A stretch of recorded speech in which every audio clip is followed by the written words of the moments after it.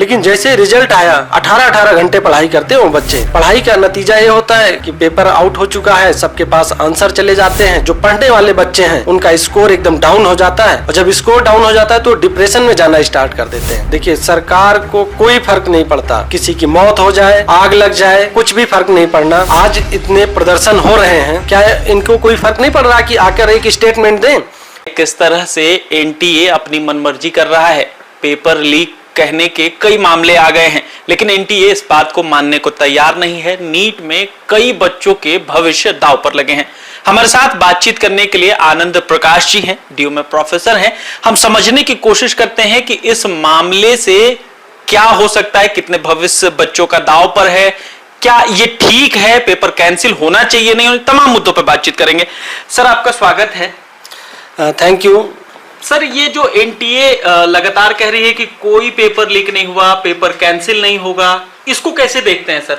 देखिए, अगर paper leak नहीं हुआ और इसको कैंसिल नहीं करना चाहते हैं तो ये तो उनकी एक अपनी सोची समझी नीति है। लेकिन अगर पेपर लीक नहीं हुआ था तो मीडिया में ऐसी खबरें कभी भी नहीं आती। अभी हम कल पढ़ रहे थे, इंडियन एक्सप्रेस की एक खबर पढ़ रहे थे कि गुजरात में गोधरा के पास एक स्कूल है जहां पर प्रिंसिपल और उसके साथ एक किसी और को भी गिरफ्तार किया गया। वो गिरफ्तारी किस लिए होती है? देखिए, उसमें जो न्यूज़ थी कि 16 बच्चों का ओएमआर उन बच्चों ने नहीं फिल किया, किसी और ने फिल किया। आज देश में जब नीट का एग्जाम हो रहा था तो लगभग 24 लाख बच्चों ने फॉर्म भरा हुआ था। मतलब कि 24 लाख बच्चों का भविष्य दांव पर था। और ये वो बच्चे होते हैं जब 16 साल, जहां से बच्चे समझने की एक नई शुरुआत करते हैं, उनके अंदर एक समझ आती है कि हमारा कैरियर अब किस दिशा में जाएगा। और ऐसे समय में वो रात दिन लग के पूरी ईमानदारी, कठिन परिश्रम के साथ तैयारी करते हैं। लेकिन जब वो एग्जाम सेंटर पे पहुंचते हैं तो उनको ये चीज का बिल्कुल भी आभास नहीं होता है कि उस रात या उससे पहले ये पेपर आउट हो चुका है और बच्चों को पेपर पूरी तरह से उसके आंसर रटा दिए गए हैं। तो इसका सीधे सीधे असर उन बच्चों पर मानसिक रूप से असर पड़ता है। इसका उनका जो मानसिक कहते हैं ना कि मानसिक रूप से प्रताड़ित होते हैं, वो सिर्फ इस न्यूज को सुन के प्रताड़ित होते हैं कि अरे इतनी मेहनत हम किए और उस मेहनत का नतीजा आज ये है कि जो बच्चा बिल्कुल भी नहीं पढ़ा है उसको हमसे ज्यादा नंबर आ जाएगा और वो एग्जाम क्वालिफाई कर जाएगा। और नतीजा यही रहा है। एनटीए जब से आई है 2017 से, मुझे नहीं लगता कि 90% की अगर हम बात करें कि 90% एग्जाम में पेपर लीक हुआ है। एक बच्चे का और उदाहरण मैं आज देख रहा था कि वो बच्चा 12th में फेल हो गया और 720 आउट ऑफ 720 उसको 705 मार्क्स मिलते हैं। तो ये किस तरह से खिलवाड़ हो रहा है, बच्चों के भविष्य के साथ ही नहीं खिलवाड़ हो रहा है। नीट एक मेडिकल एग्जाम है जहां से बच्चे एमबीबीएस करके निकलते हैं, एमएस करते हैं, एमडी करते हैं, फिजिशियन बनते हैं और पूरे देश की जनता का भविष्य दांव पे लगता है। वहां पर हॉस्पिटल में जाते हैं, वही उनका ट्रीटमेंट करते हैं जी। अगर गलत बच्चे वहां पहुंचेंगे तो गलत इलाज होगा, जीवन मरण का सवाल होता है अस्पताल में। तो इस तरह की समस्याएं। सर, एक जानकारी ये चाह रहे थे, पूरा देश देख रहा है, ये पहले जो पेपर होते थे, नीट के पेपर होते थे, उसका समय सीमा जो होती है तय होती है। इतने तारीख को रिजल्ट आएगा, इतने तारीख को पेपर होगा। लेकिन इस बार देखने को मिला कि 14 तारीख को रिजल्ट आना था, रिजल्ट पहले आ गया, 4 तारीख को रिजल्ट आ गया। बिल्कुल, देखिए, हमेशा एनटीए एक समय सीमा तय करती थी।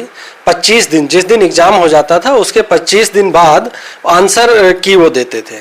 बच्चे के पास ओएमआर सीट होती है, उस ओएमआर सीट से बच्चा अपने आंसर की, जो एनटीए ही प्रोवाइड करता है, उससे वो मैच करते हैं कि मेरे कितने आंसर सही हैं, कितने मार्क्स मेरे इस आंसर की के अकॉर्डिंग बन रहे हैं।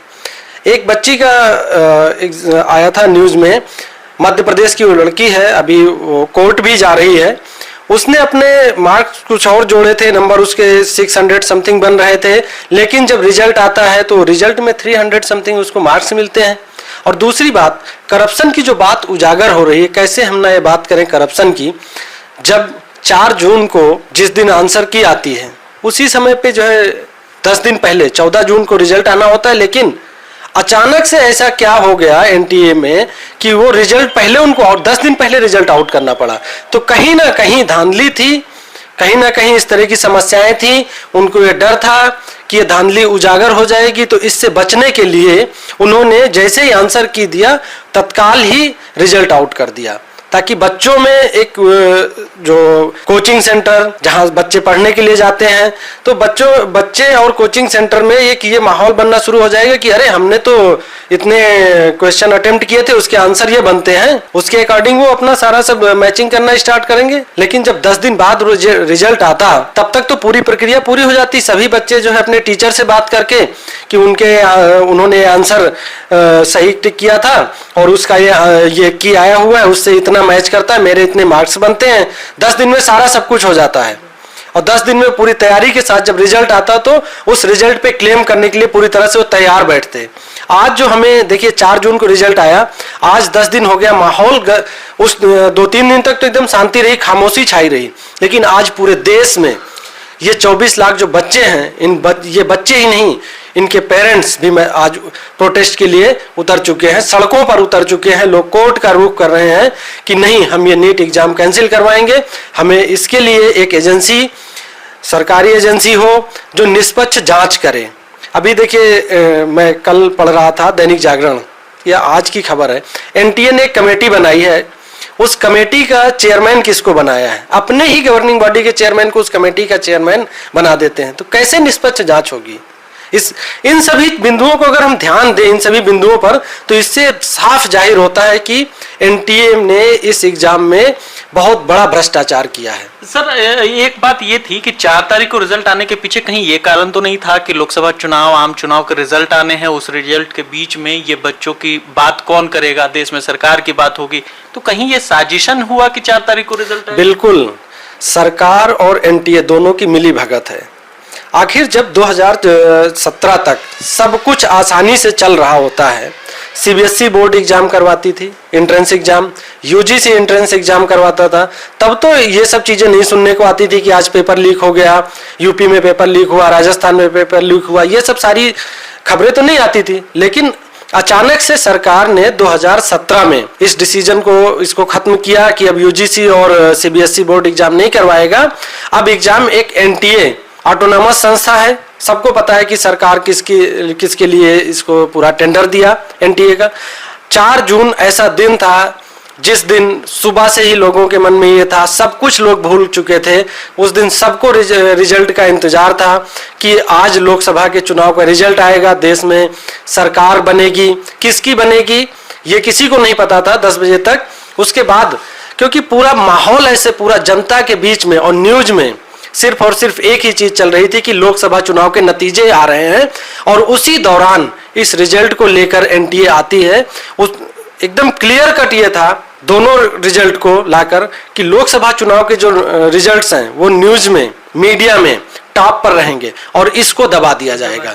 और देखिए दब गया, न्यूज दब गया था। आज 10 तारीख है, आज हम लोग इस पर बात कर रहे हैं, 6 दिन बाद हम बात कर रहे हैं, जब कल सरकार ने शपथ ग्रहण कर लिया तब हम लोग बात कर रहे हैं। तो साफ साफ एकदम इसमें कोई भी वो डाउट नहीं है कि ये एक एनटीए की साजिश नहीं थी। एनटीए को पता था कि हम भ्रष्टाचार कर चुके हैं, उस भ्रष्टाचार को छिपाने के लिए ये 4 जून को अपना रिजल्ट लेकर आए। सर, रिजल्ट आने के बाद हमने देखा, पूरे देश ने देखा कि बच्चे आत्महत्या कर रहे हैं। क्या इनकी संवेदनाएं मर गई हैं? इसके बाद भी ये न पेपर रोकने की बात कर रहे हैं, न उसको फिर से कराने की बात कर रहे हैं, अभी भी कह रहे हैं कि सब कुछ ठीक है। देखिए मैंने अभी आपको बताया कि एनटीए एक ऑटोनॉमस बॉडी है जी। और ये जो एनटीए है इसका मालिक सरकार में ही बैठा हुआ है, उन्हीं की पार्टी में ही बैठा हुआ है। इनको किसी चीज से कोई मतलब नहीं है। अपने साथियों उद्योगपतियों को सिर्फ और सिर्फ ये झोली भर रहे हैं उनकी। इनसे ये मतलब नहीं है कि देश का भविष्य आज किस दिशा में जा रहा है, उसका क्या भविष्य होगा आने वाले समय में। उन्होंने आज तक उनको ये क्या मतलब, गवर्नमेंट है भाई देश की, आप प्रधानमंत्री हो या किसी भी स्टेट के मुख्यमंत्री भी हो, क्या आपको ये नहीं दिखता, चाहे राजस्थान हो चाहे हरियाणा हो, बच्चे 16 साल से 21 साल के बच्चे इसमें होते हैं, वो तैयारी कर रहे हैं, रात दिन करके तैयारी करते हैं। उनमें उतनी समझ नहीं होती है। देखिए एकेडमिक समझ होती है, एकेडमिक, क्योंकि उनका एकेडमिक इसलिए स्ट्रांग होता है, 15-16 साल के बच्चे हैं, पूरा का पूरा क्लासरूम और बुक में उनका ध्यान रहता है। उनको तो ये लगता है कि रिजल्ट आया, मेरे माँ बाप का एक सपना था कि मेरा बेटा डॉक्टर बनेगा, लेकिन जैसे रिजल्ट आया 18-18 घंटे पढ़ाई करते हो बच्चे, पढ़ाई का नतीजा ये होता है कि पेपर आउट हो चुका है, सबके पास आंसर चले जाते हैं, जो पढ़ने वाले बच्चे हैं उनका स्कोर एकदम डाउन हो जाता है, और जब स्कोर डाउन हो जाता है तो डिप्रेशन में जाना स्टार्ट कर देते हैं। ऐसे समय पे ज़रूरत होती है कि उनकी काउंसलिंग हो, लेकिन हमारे देश में ऐसा कोई प्रावधान नहीं है कि बच्चे की काउंसलिंग की जाए रिजल्ट में अगर वो डिमोरलाइज हो रहा है। और सरकार, देखिए सरकार को कोई फर्क नहीं पड़ता, किसी की मौत हो जाए, आग लग जाए, कुछ भी फर्क नहीं पड़ना। आज इतने प्रदर्शन हो रहे हैं, क्या इनको कोई फर्क नहीं पड़ रहा कि आकर एक स्टेटमेंट दें? एनटीए जो एक स्वायत्त संस्था है वो अपने आप से एक कमेटी बना देती है और उसका चेयरमैन खुद ही नियुक्त कर देती है। क्या गवर्नमेंट को नहीं यहाँ पर आगे आके कहना चाहिए था कि हम सीबीआई इंक्वायरी करवाएंगे? यह कोई कमेटी, रिटायर्ड जज की कमेटी का गठन करेंगे उनके नेतृत्व में, और उनसे हम जांच करवाएंगे। हम देखते हैं कि इन देश के जो 24 लाख होनहार बच्चे इस एग्जाम में बैठे थे, उनका भविष्य कैसे एनटीए ने दांव पर लगा दिया, और कैसे जो है और जिन बच्चों ने भी आत्महत्या की है उसकी मौत के जिम्मेदार कोई और नहीं, एनटीए है, और एनटीए के साथ साथ जिम्मेदारी सरकार को भी लेना पड़ेगा। सर एक सवाल, आखिरी सवाल ये कि देश देख रहा है कि किस तरीके से बच्चे चूंकि मौत की तरफ जा रहे हैं, जो बच्चे तैयारी करते हैं उनके लिए समय सबसे मायने रखता है। अगर ये साल भी बच्चों का जाएगा तो तकरीबन 24 लाख बच्चों के जीवन से जो समय चला गया वो लौट के नहीं आएगा। ऐसे में बच्चे सड़क पर आ रहे हैं, एनटीए मानने को तैयार नहीं है, रास्ता क्या निकलेगा सर?